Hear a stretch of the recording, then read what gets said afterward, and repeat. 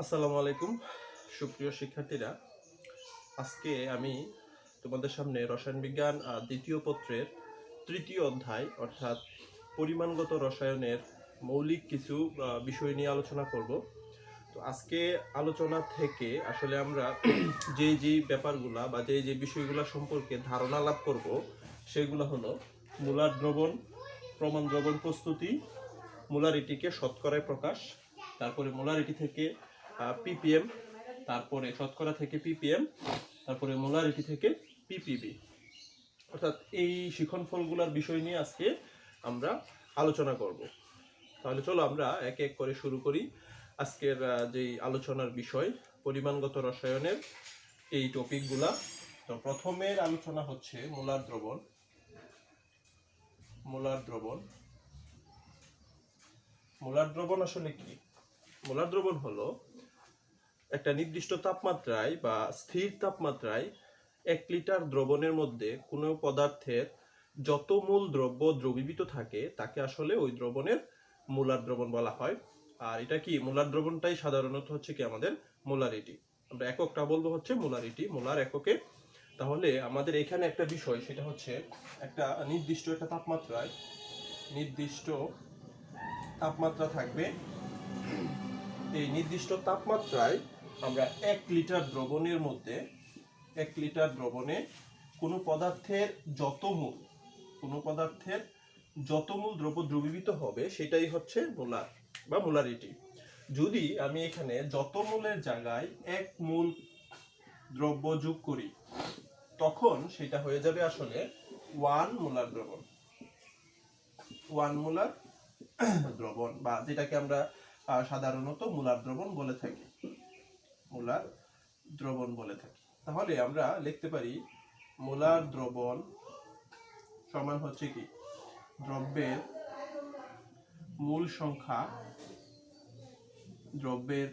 মূল সংখ্যা ভাগ হচ্ছে কি আমাদের 1 লিটার।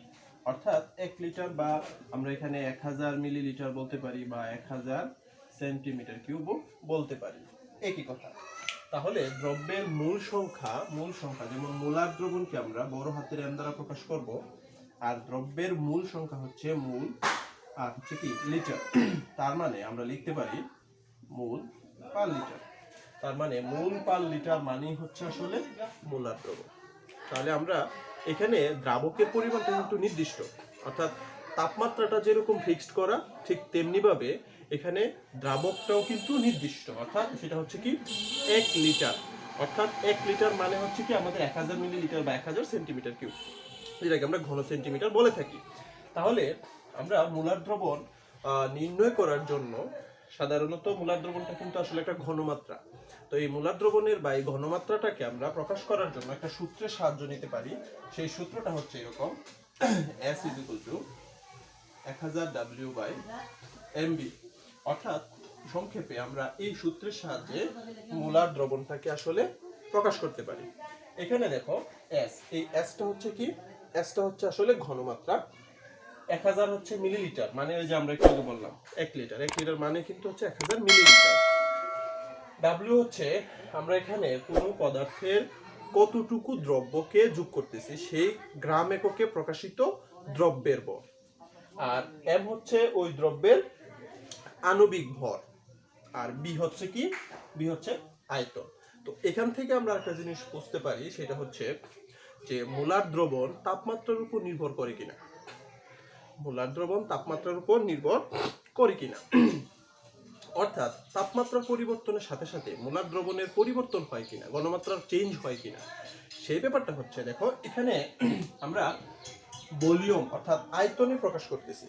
আর আমরা জানি যে তাপমাত্রার সাথে সাথে আয়তন কি হয়? পরিবর্তিত হয়। আয়তন যেহেতু পরিবর্তিত হয় তাপমাত্রার সাথে সাথে, সেহেতু আমরা বলতে পারি যে তাপমাত্রা পরিবর্তন করলে মোলার দ্রবণটাও আসলে কি হয়ে যায়? পরিবর্তিত হয়ে যায়। তার মানে একটা অনুধাবনমূলক প্রশ্নে আসতে পারে এরকম যে তাপমাত্রার সাথে মোলার দ্রবণের সম্পর্ক কি, বা হইতে পারে মোলার দ্রবণ তাপমাত্রার উপর নির্ভর করে কিনা। তখন তোমরা এই কথাটা বলবা, যেহেতু মোলার দ্রবণ প্রকাশ করার জন্য আমাদের আয়তনের সাথে সম্পর্কিত, সেহেতু আমরা বলতে পারি মোলার দ্রবণ আসলে তাপমাত্রার সাথে কি হয়? পরিবর্তিত হয়। তো এখন আমি কয়েকটা এককে দেখাচ্ছি, দেখো। যেমন আমরা যদি বলি যে এখন আমরা দেখবো আসলে প্রমাণ দ্রবণটা কি। প্রমাণ দ্রবণ, প্রমাণ দ্রবণ, প্রমাণ দ্রবণটা কি?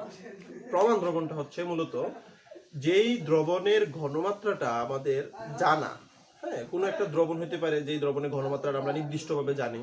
তো যদি আমরা কোনো দ্রবণের ঘনমাত্রাকে নির্দিষ্টভাবে জানি, তখন সেই দ্রবণটাকে আমরা বলবো আসলে প্রমাণ দ্রবণ। যদি আমরা মনে করো বলি যে কোনো একটা পদার্থের 1 মোলার, তাহলে 1 মোলার মানে কি? এটার ঘনমাত্রা হচ্ছে 1 মোলার, এটা আমরা জানি।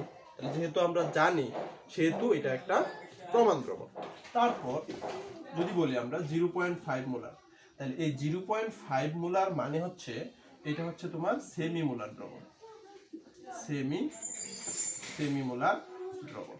তাহলে এই সেমি মোলার মানে হচ্ছে 0.5, আর এটার মানও কিন্তু আমাদের জানা, অর্থাৎ ঘনমাত্রাটা তো আমাদের ফিক্সড জানা, তার মানে এটাও একটা প্রমাণ দ্রবণ। আমরা যদি বলি 0.1 মোলার, তখন এটাকে আমরা বলি ডেসিমোলার দ্রবণ। এটাকে আমরা বলি ডেসিমোলার দ্রবণ। আবার আমরা যদি বলি 0.01 মোলার, তখন এটা হচ্ছে সেন্টিমোলার। এটা হচ্ছে সেন্টিমোলার দ্রবণ। তার মানে এখানে আমরা যেগুলা লিখলাম, এই সবগুলার ঘনমাত্রা আমাদের নির্দিষ্ট করে জানা। যেহেতু জানা, এই জন্য এগুলো হচ্ছে প্রমাণ দ্রবণ। তার মানে এখন আমরা একটা দেখবো যে আসলে প্রমাণ দ্রবণগুলা কিভাবে তৈরি করতে হয়।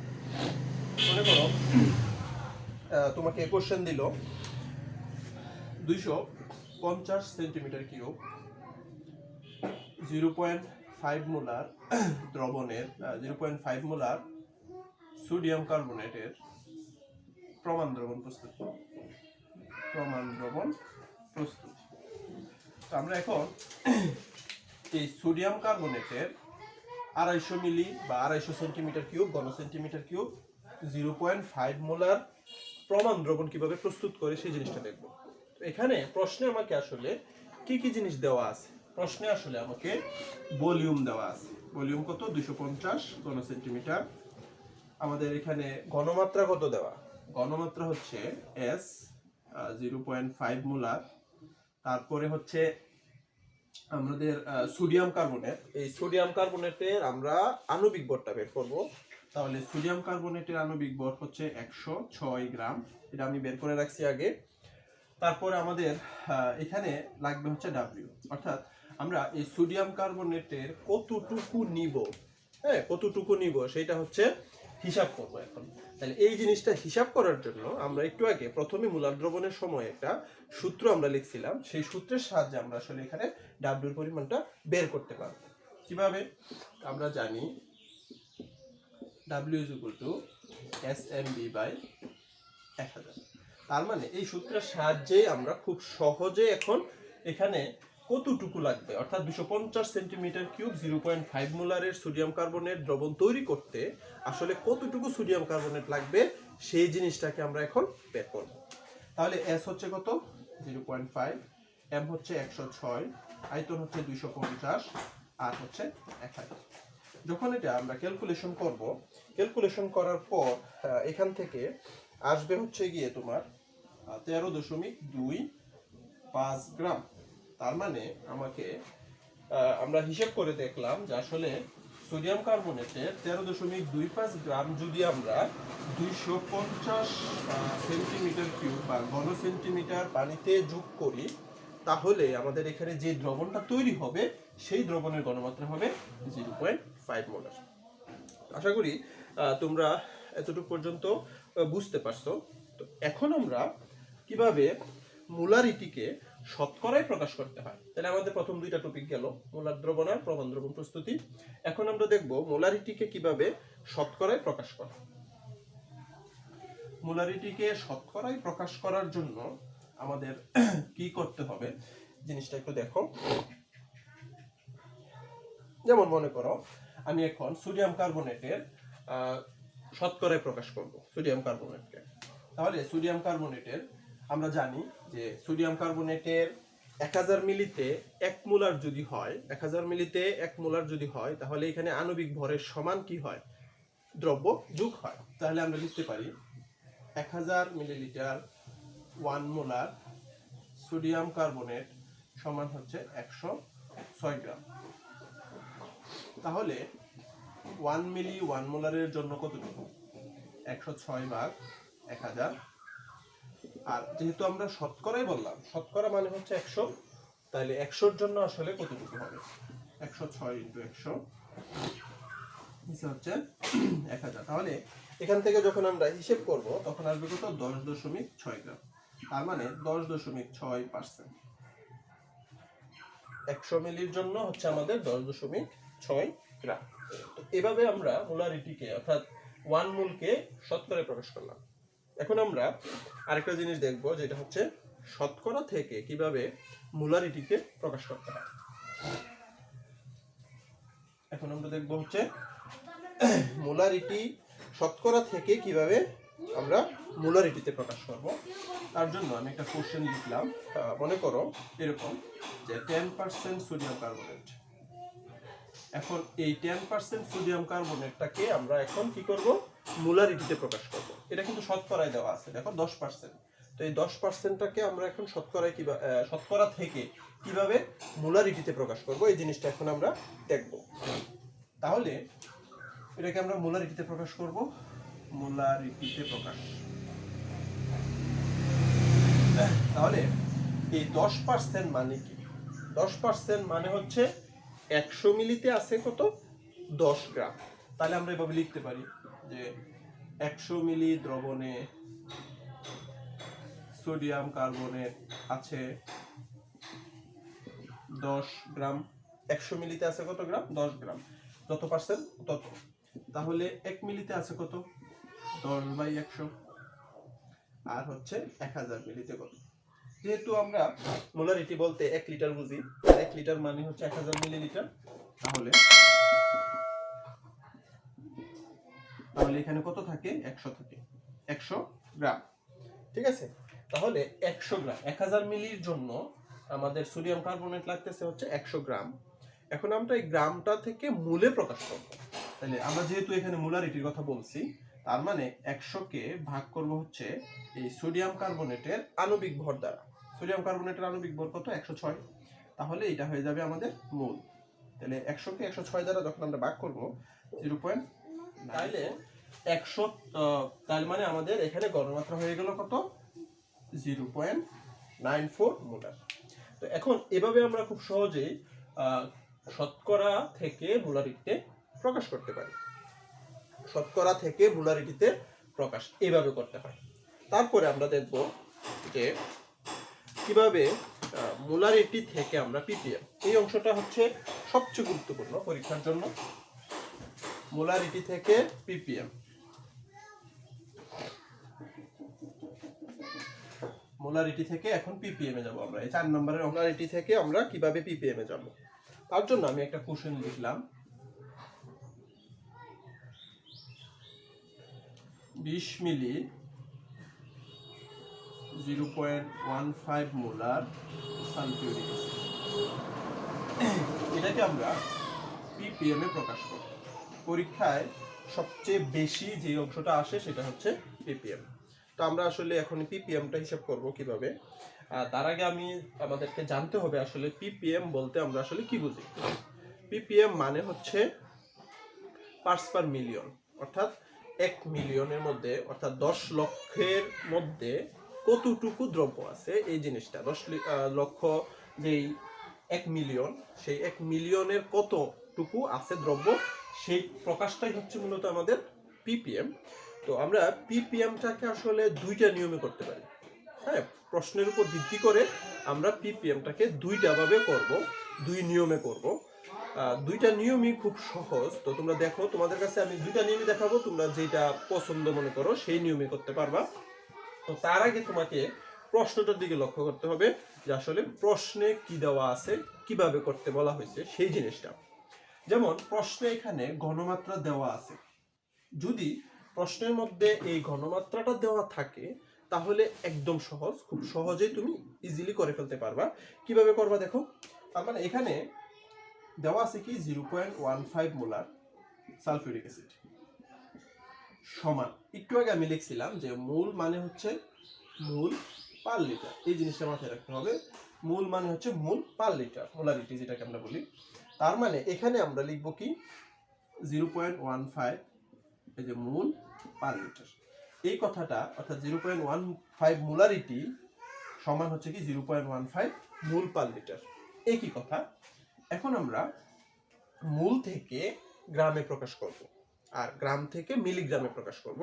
আর পিপিএম মানেই হচ্ছে মিলিগ্রাম, অর্থাৎ মিলিগ্রাম পার লিটার, যেটা এটাই হচ্ছে পিপিএম। তাহলে দেখো 0.15 মূল, তাহলে মূল থেকে যখন আমি গ্রামে নিব তখন আমাকে কি করতে হবে, এই পদার্থটা আণবিক ভর দ্বারা গুণ করতে হবে।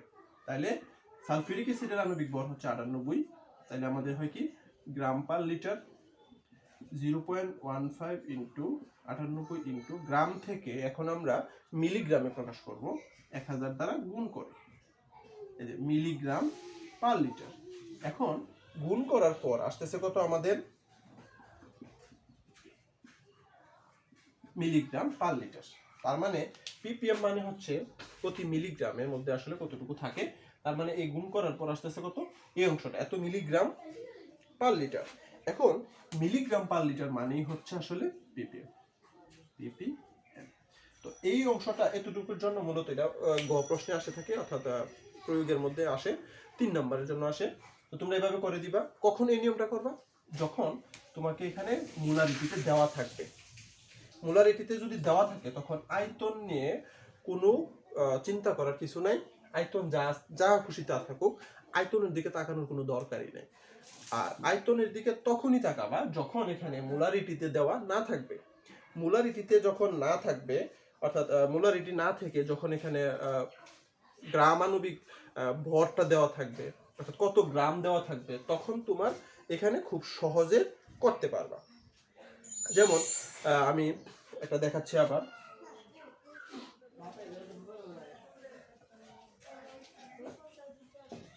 যেমন এখানে আমি যদি লিখি এরকম 10 মিলি 0.4 গ্রাম সোডিয়াম হাইড্রোক্সাইড, তাহলে এখানে দেখো গ্রামে দেওয়া আছে, তার মানে এটাকে আমি পিপিএম এ নিব। গ্রামে দেওয়া আছে, অর্থাৎ এখানে গ্রাম মানে হচ্ছে ডাব্লিউ দেওয়া আছে, কতটুকু পরিমাণ, এই পরিমাণটা দেওয়া আছে। এখন এই গ্রামটা থেকে এটাকে আবার অন্যভাবে করা যায়, এটাকে আমরা আবার দুই ভাবে করতে পারবো। হ্যাঁ, একটা হচ্ছে সরাসরি যদি আমি করে ফেলি, আর একটা হচ্ছে এই গ্রামটাকে প্রথমে মূলে প্রকাশ করে তারপরে কত। যেমন দেখো যদি আমি সরাসরি করি, তাহলে এই 0.4 গ্রামটা আছে আসলে কতটুকুর মধ্যে, এই 10 মিলির মধ্যে। তাহলে আমরা লিখতে পারি 10 মিলি দ্রবণে সোডিয়াম হাইড্রোক্সাইড আছে 0.4 গ্রাম।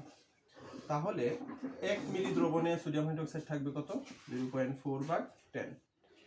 আর 10 টু দি পাওয়ার 6, এই 10 টু দি পাওয়ার 6 আসলে কোথা থেকে আসলো, এটাই হচ্ছে মূলত এই মিলিগ্রাম, যে মিলিগ্রাম, হ্যাঁ এই মিলিগ্রাম 10 টু দি পাওয়ার 6, তার মানে এটা হবে 0.4 ইন্টু 10 টু দি পাওয়ার 6 ভাগ হচ্ছে কত 10।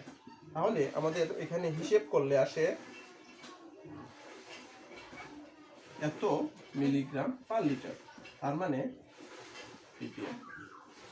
এভাবে করা যায় যখন শুধু ডাব্লিউর পরিমাণ দেওয়া থাকবে, তখন তোমরা এভাবে করতে পারবা।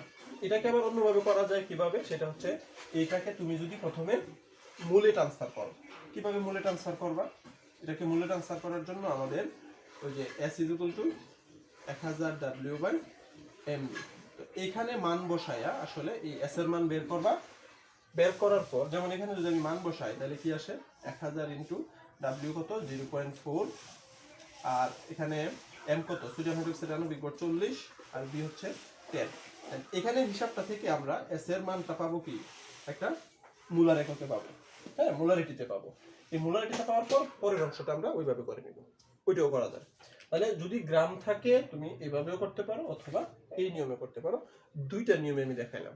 তো এটা নির্ভর করবে তুমি আসলে কোন নিয়মে করতে চাচ্ছ, সেটা নির্ভর করবে তোমার উপর, এবং এখানে আসলে কি দেওয়া আছে তার উপর। আশা করি তোমরা এই জিনিসটাকে বুঝতে পারছো। তো আমাদের আর একটা বাকি আছে, সেটা হচ্ছে কিভাবে আমরা শতকরা থেকে ppm এ প্রকাশ করব। শতকরা থেকে ppm এ কিভাবে প্রকাশ করব, আর ppb যেটা অর্থাৎ বিলিয়ন, 1 বিলিয়নের মধ্যে আসলে কতটুকু থাকবে। তো এখন আমরা এই জিনিসটা দেখব যে শতকরা থেকে কিভাবে ppm এ প্রকাশ করা হয়। আর একটা উদাহরণ আমি দিই, যেমন এই পাত্রে কি আছে, 5% নাইট্রিক অ্যাসিড, 5% নাইট্রিক অ্যাসিড আছে এবং তার আয়তন হচ্ছে 250 মিলি। তো এখন আসলে আমরা কিভাবে এটাকে ppm এ রূপান্তর করব, কিভাবে ppm এ রূপান্তর করব। দেখো, শতকরা থেকে, যদি শতকরা থেকে আমাকে ppm এ নিতে বলে, তখন এখানে আমরা দুইটা অংশ করতে হবে। এক নম্বর হচ্ছে তুমি শতকরা থেকে প্রথমে মোলারিটিতে নিবা, তারপরে মোলারিটি থেকে ppm করে ফেলবা। কিভাবে, যেমন একটু আগে আমরা শতকরা থেকে যখন মোলারিটিতে প্রকাশ করছিলাম ওইভাবে করবা, যে 100 মিলি দ্রবণে, এখানেও মূলত আয়তনটা আসলে কোনো ফ্যাক্টর না, এই আয়তনটা আসলে কোনো ফ্যাক্টর না। 100 মিলি দ্রবণে নাইট্রিক অ্যাসিড আছে 5 গ্রাম, ঠিক আছে, আর 1 মিলিতে আছে কতটুকু, 5/100। তার মানে প্রথমে আমি মোলারিটিতে নিচ্ছি, তাহলে মোলারিটিতে নিলে কি হবে, 1000 মিলি, তাহলে 1000 মিলিতে হবে,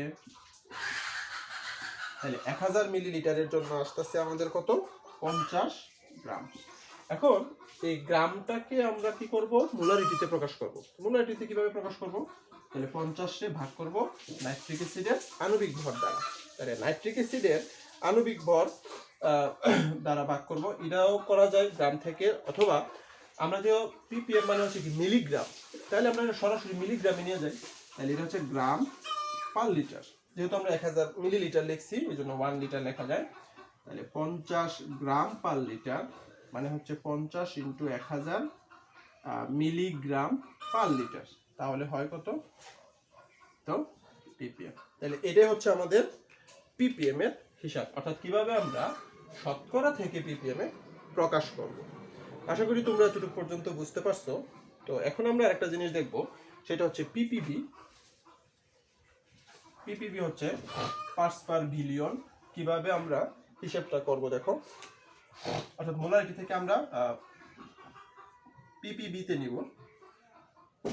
এখানে সোডিয়াম কার্বনেট মনে করো 0.1 মোলার, তাহলে আমরা এটাকে কি লিখতে পারি, 0.1 মোলার সোডিয়াম কার্বনেট সমান কি লেখা যায়, 0.1 মোল পার লিটার। তারপরে মোল পার লিটার, সোডিয়াম কার্বনেটের আণবিক ভর কত, 106, তাহলে হইলো কি এটা গ্রাম পার লিটার। তারপরে হচ্ছে 106 ইন্টু 1000, এটা হচ্ছে মিলিগ্রাম পার লিটার। আর ppb মানে হচ্ছে মাইক্রোগ্রাম পার লিটার, ঠিক আছে, অর্থাৎ মিলিগ্রামেরও কেউ আবার 1000 দ্বারা গুণ দিতে হবে, তাই এটা হয়ে যাবে ppb। তার মানে এই যে 1000 ইন্টু 1000, তখন এটা হবে এই যে মাইক্রোগ্রাম পার লিটার। আর এই মাইক্রোগ্রাম পার লিটারটাই হচ্ছে মূলত আমাদের ppb। তাহলে এখানে গুণ করলে আসে কত,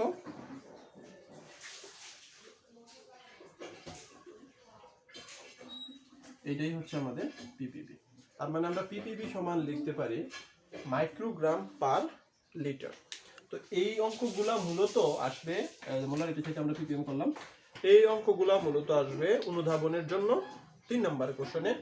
তো এর মধ্যে আসলে এবার যে পরীক্ষাটা হবে, এই আমি এখানে যেগুলা করাইছি তার থেকে যে কোনো একটা পাবা, অর্থাৎ নিয়মটা পাবা আর কি, যে মোলারিটি থেকে ppm এই অংশটা থাকবে আশা করি।